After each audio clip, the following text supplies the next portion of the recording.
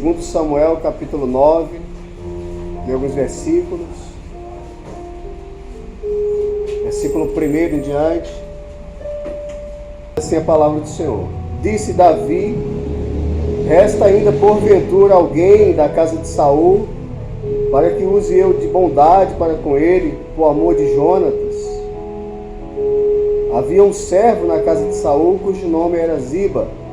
Chamaram-no que viesse a Davi. Perguntou-lhe o rei: és tu Ziba? Respondeu: eu mesmo, teu servo. Disse-lhe o rei: não há ainda alguém da casa de Saul para que use eu de bondade de Deus para com ele? Então Ziba respondeu ao rei: ainda há um filho de Jonatas, aleijado de ambos os pés. E onde está? Perguntou-lhe o rei. Ziba lhe respondeu: está na casa de Maqui, filho de Amiel, em Lodebar. Versículo 5. Então mandou o rei Davi trazê-lo de Lodebar, da casa de Maqui, filho de Amiel. Vindo Mefibosete, filho de Jonatas, filho de Saul, a Davi, inclinou-se, prostrando-se com o rosto em terra. Disse-lhe Davi: Mefibosete. Ele disse: eis aqui teu servo. Versículo 7. Então lhe disse Davi: não temas, porque usarei de bondade para contigo, por amor de Jonatas, teu pai, e te restituirei todas as terras de Saul, teu pai. Tu comerás pão sempre à minha mesa. Versículo 13. Morava Mefibosete em Jerusalém, porquanto comia sempre à mesa do rei. Ele era coxo de ambos os pés.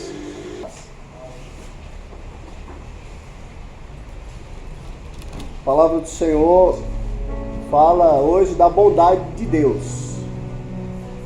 A bondade de Deus aqui, usando um dos seus servos, Davi, que era rei em Israel. E Davi, todo mundo conhece, né? Os irmãos conhecem a história, a trajetória de Davi, da onde ele foi tirado. Em meio aos seus irmãos, Davi era o que cuidava das ovelhas. Ele estava no campo, mas o Senhor foi ao seu encontro para fazê-lo rei sobre Israel. E Davi foi grandemente usado pelo Senhor nas guerras, nas batalhas de Israel, porque o Senhor era com ele. Quando o Senhor escolhe o servo, é porque o Senhor quer fazer parte da sua vida. O Senhor não escolhe o servo para deixá-lo de qualquer forma, sem o socorro, sem o auxílio, sem a ajuda. Deus vai estar presente na vida do servo escolhido. Por que nós estamos falando escolhido, né? Porque a Bíblia diz que muitos são chamados, mas poucos são os escolhidos. E Davi teve essa experiência de ser chamado, de ser escolhido por Deus para uma grande tarefa, uma grande missão, que era ser rei sobre Israel. Ele não disse que Davi ia ser o rei que ia ter paz. Apenas disse: olha, vai e cumpre as minhas orientações, que eu serei contigo. E assim foi o Senhor, porque Davi era servo fiel ao Senhor. Apesar de ser rei, Davi nunca deixou de ser dependente de Deus. Ele sempre foi dependente de Deus. E a bondade de Deus também estava presente na sua vida quando ele olha, né, para tudo aquilo que ele tinha vivido, lembrou do seu amigo Jonatas e se preocupou agora com a descendência de Jonatas. Por isso ele manda Ziba, chama Ziba à sua presença, que era como um mordomo. Tem alguém ainda da parte de Saul?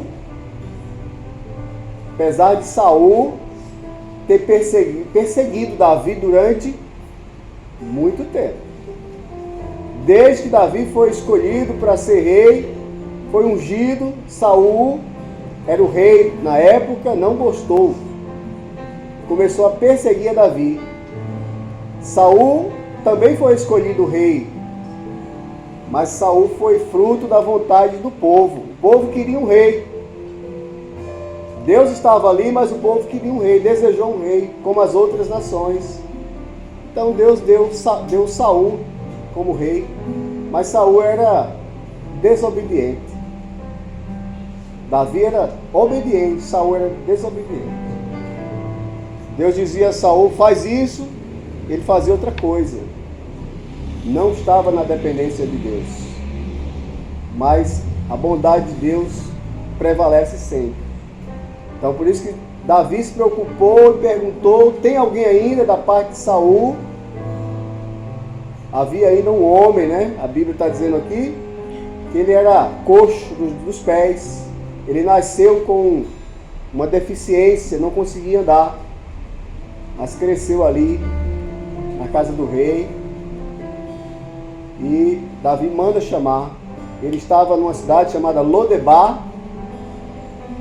Manda chamar ele para a presença novamente, para a bênção que Davi um dia recebeu, pudesse também se estender para aqueles ao qual ele tinha uma grande amizade, qual era Jonatas. É assim como o nosso Pai faz conosco. Se Mefibosete estava em Lodebar, um dia nós também estávamos longe da presença do Senhor. Mas a sua bondade nos chamou. Através do seu Espírito Santo, Ele mandou chamar cada um de nós. Pergunta, tem ainda alguém? Descendência, porque nós somos descendência de Deus. Um dia, quando o Senhor criou o homem, Ele nos fez para viver eternamente na sua presença. Então Ele manda chamar cada um de nós. Tem ainda alguém longe? Você pode ser usado também para chamar. Olha, naquele lugar há uma bênção, porque Deus está te chamando. As pessoas querem ouvir isso, precisam ouvir isso, precisam ouvir a voz de Deus, e você pode ser instrumento para anunciar, né, Jesus, para anunciar salvação, para anunciar aquilo que está preparado na eternidade, que são as maravilhas de Deus para o seu povo, as mansões celestiais que estão preparadas. Você anuncia o juízo, olha, tem um juízo também sobre o mundo. O mundo caminha para a destruição, mas há uma grande bênção ainda da parte de Deus, que é viver eternamente, que é estar na eternidade de Deus, porque esse é o projeto de Deus para a sua igreja, para o povo que andou conforme a vontade de Deus. Mefibosete, ele tinha um problema, ele não conseguia andar. Era hoje deficiente físico, né? Uma deficiência de nascença. Mas esse andar, esse caminhar, a dificuldade que ele tinha, nós um dia também tínhamos essa dificuldade. Nós caminhávamos, mas não sabíamos nem a direção que seguíamos. Mas um dia o Senhor ajustou, aplanou o caminho para que nossos pés estivessem firmados sobre a rocha, que é Jesus. Foi esse o chamado, olha, vem, porque o caminho é Jesus. Nos tirou de um caminho difícil, que ia levar à morte, e nos colocou agora num caminho reto, que nos leva à vida eterna. Então, quando Mefibosete chega à presença do rei, ele se inclinou. O ato de se inclinar, de se humilhar diante de Deus, é uma grande bênção. E quando nós nos inclinamos aos pés do Senhor, em oração, em súplica, em adoração, em louvor, Deus derrama as bênçãos da eternidade. Para Mefibosete aqui não foi diferente. Ele estava em Lodebar, longe, sem nenhuma esperança. Mas quando ele chega à casa do rei e se coloca de joelhos, se prostra, e ele tem uma palavra quando diz: eis-me aqui, eis aqui teu servo. Nós somos assim. Hoje subiu um grupo ali no Manaim, chamaram um convite, olha, tem um trabalho no Manaim. Vários irmãos colocaram da mesma forma: eis aqui teu servo, eis aqui tua serva. E realizaram uma grande obra, né? Subiram ali para realizar uma grande obra. E o Senhor foi glorificado. O nome do Senhor foi glorificado.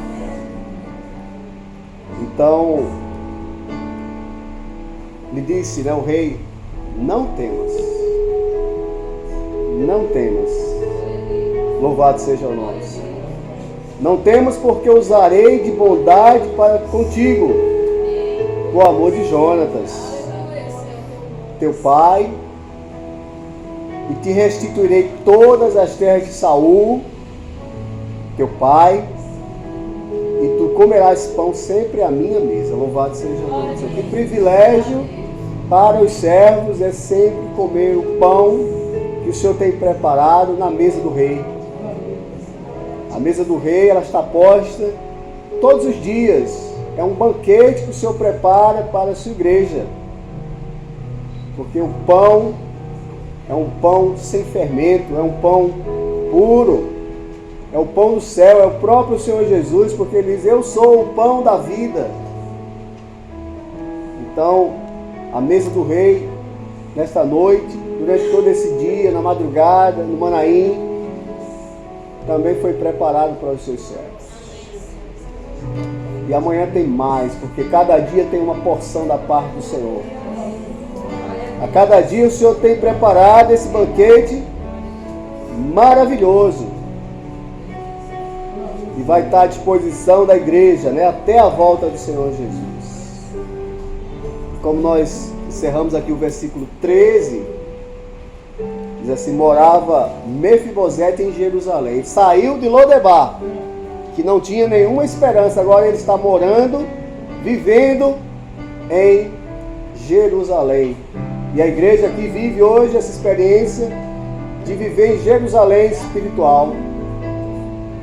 Estamos nós presentes em Jerusalém espiritual, sendo a cada dia cuidados pelo Senhor, moldados pelo Senhor e alimentando-se daquilo que Deus tem de melhor.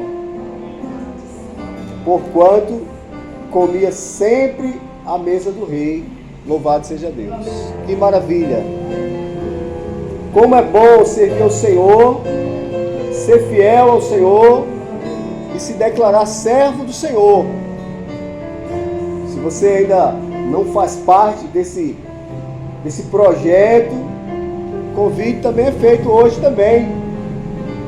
É dizer: olha, eis aqui o teu servo. Começa a se alimentar agora do que Deus tem preparado